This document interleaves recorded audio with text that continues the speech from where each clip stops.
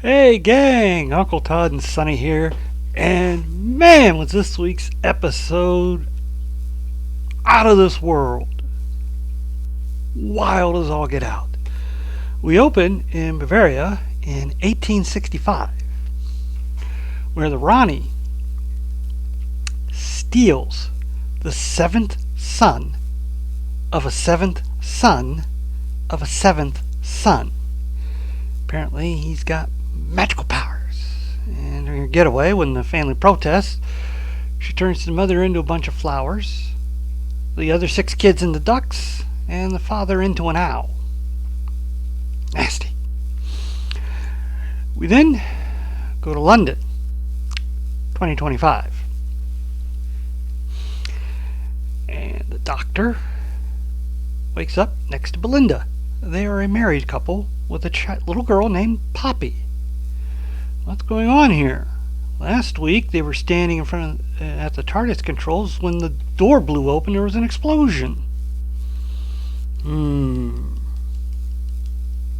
Well, while getting ready to go to work, having breakfast, there's something of a doubt about something the doctor has. Oh, his name is John Smith here, so we'll go with that.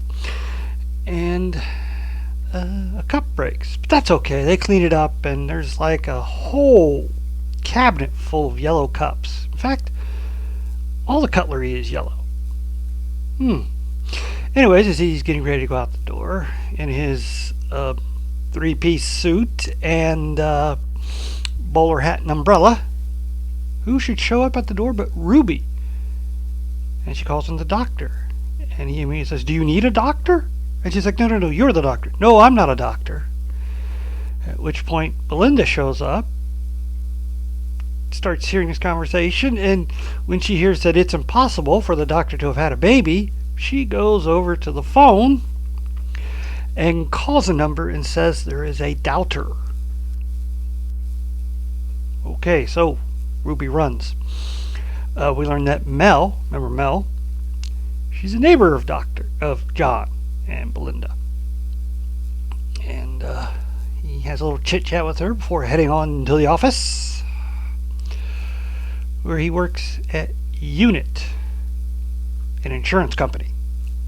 Oh, along the way we see a giant monster skeleton. I don't know if it's a dinosaur or an alien, and this giant, like, spiderish looking thing in the sky. Anyway, we get to the office, and the doctor has a bit of a mishap with one of his co-workers by saying something that doesn't quite ring right. He's trying to convince him to ask this one girl out, and he says to the guy, "Oh, why, you're a lovely man." And the guy immediately goes, "Lovely? Why would you say lovely? Men don't call other men lovely." Now the cup breaks. And while Belinda is visited by her mother and grandmother, neither she or her mother can remember when Poppy was born. Something a mother would never forget, the day her child is born. Well, then, I forgot to mention, you remember Conrad from a few episodes ago? The guy who was trying to expose all the lies about aliens?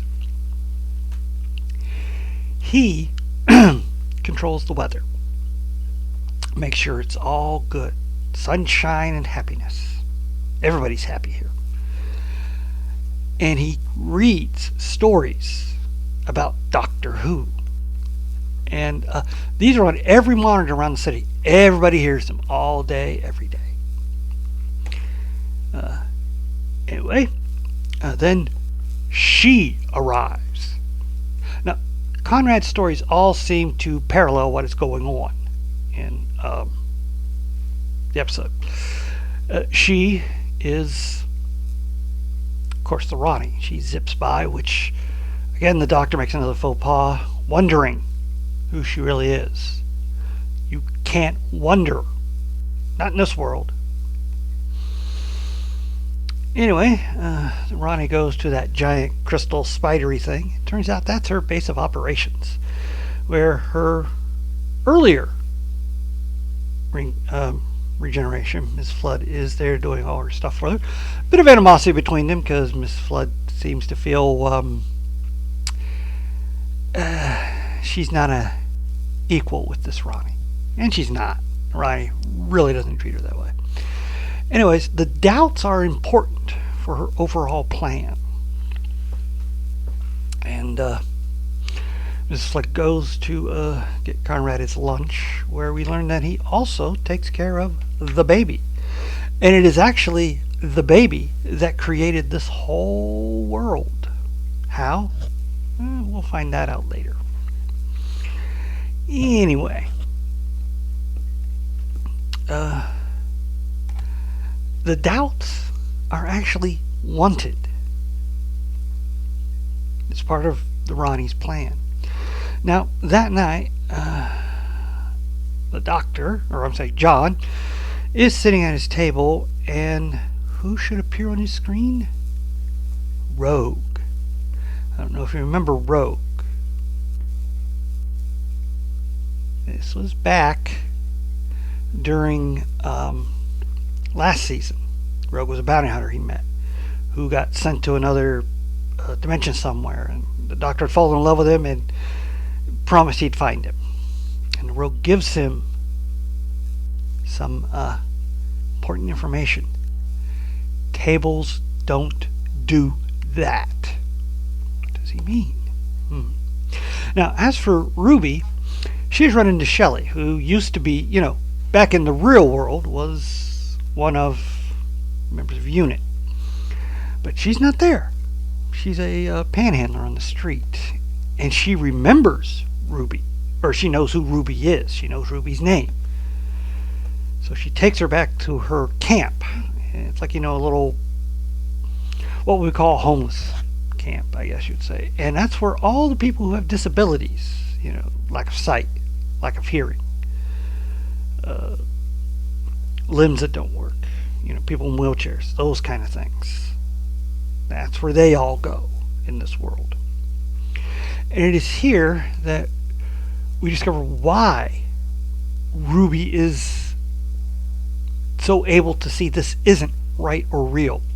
You see, because Ruby's already lived through 2025. If you remember last season in episode 73 Yards, she actually went through a good 15, 20 year period and saw things and everything. And so that's kind of mixing in with her ability to look out from this illusion that's around her. And Shelley and the rest, they're planning to try some kind of takedown of Conrad, and all this is going on because it just doesn't feel right. So they go, and Shelley, another person, and Ruby, they go to just under the spider ship, and they go and watch. It is every night. She's got a data pad. She doesn't know what it does. She doesn't know what its function is, but it has power, and it turns on, and they can kind of use it to observe stuff, mostly power levels and things on that ship. Now, Belinda wakes up because she keeps hearing this crashing, and the doctor has all their cups laid, or John has all their cups laid out, and every time he has a doubt, a cup goes through the table and crashes. This is too much for Belinda, and she calls in her husband, and police show up. They arrest John, and they take him away, and then Mrs. Flood shows up and has Belinda arrested because she had doubts earlier. Well, they're taken to see the Ronnie, and this is very important here. The Ronnie wants the doctor to remember, and he's having some trouble. He's too far into this illusion. And she starts showing him things. They have a little dance, and she's explaining things to him. and he starts having flashes of the Kate O'Mara from back in the 80s, Ronnie. And she shows him the child and explains that the doctor had opened up the pantheon on all his interference in things, had made the gods aware. You know, from last week when he was doing all that stuff, or no, 2 weeks ago when he was doing all that stuff in the barber shop. Yeah, that's a ripple effect. And the baby is the god of wishes. Now, they can't have the power unchecked because it would be madness. Everyone's wishes were coming through, so they've kind of centered it so that it's basically just Conrad's perfect world that he's created. And she's using the doctor's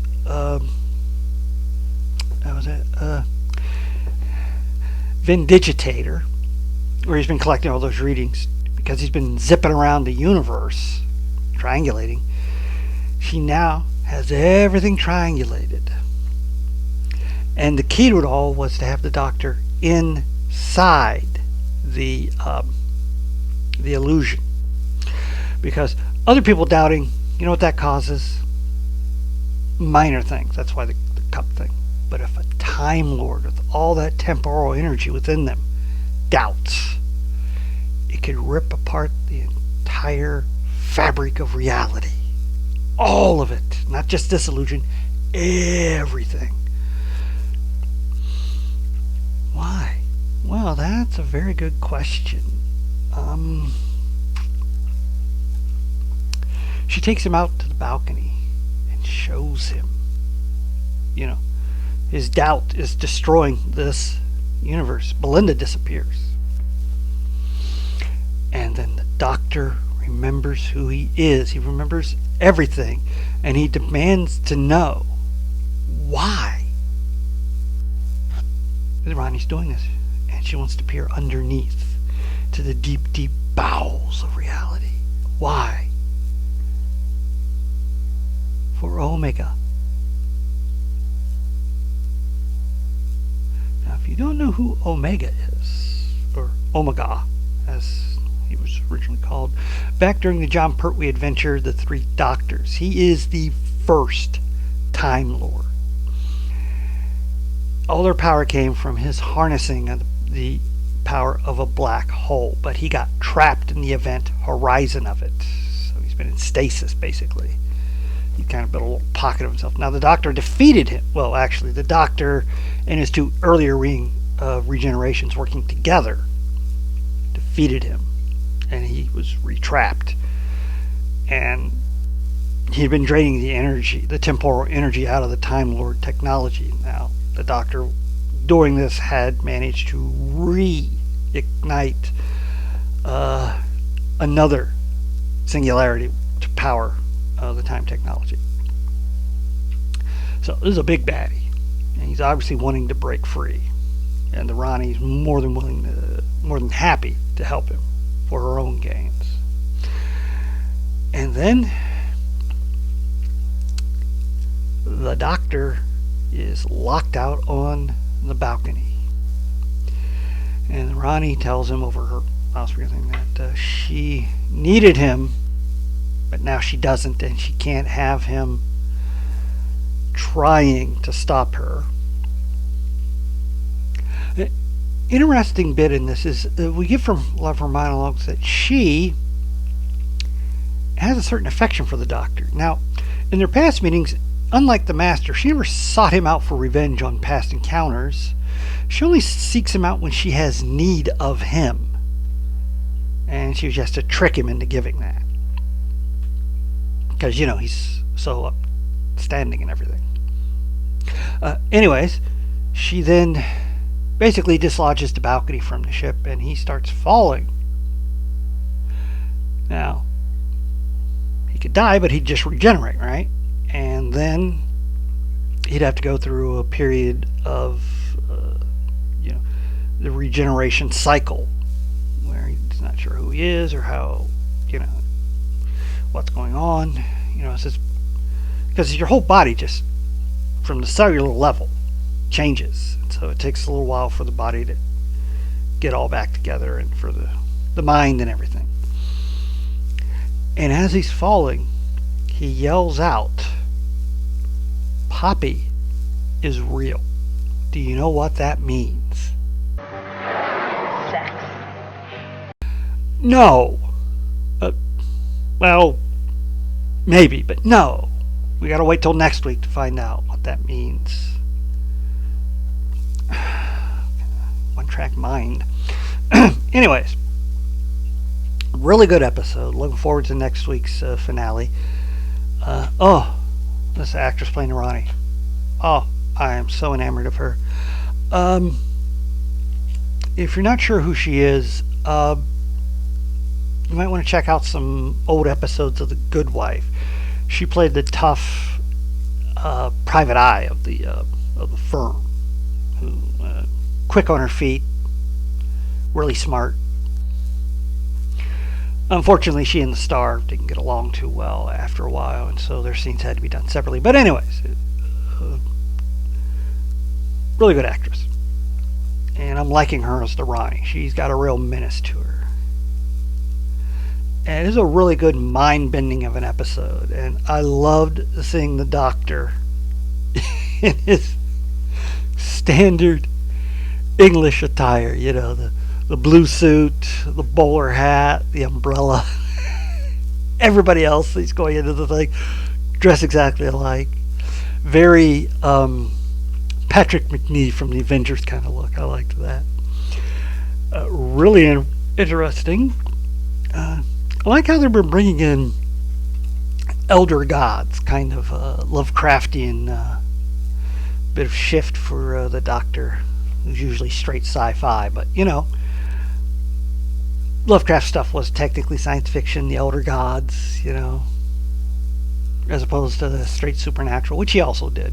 Anyway, really good episode. Really enjoyed it. Looking forward to the finale. A lot of stuff they're going to have to go through, but I'm excited. Loved having the Ronnie back. She was always one of my favorites, and I felt she was always underused on the original series. Well, please hit like, share, subscribe, and I'll see you next time.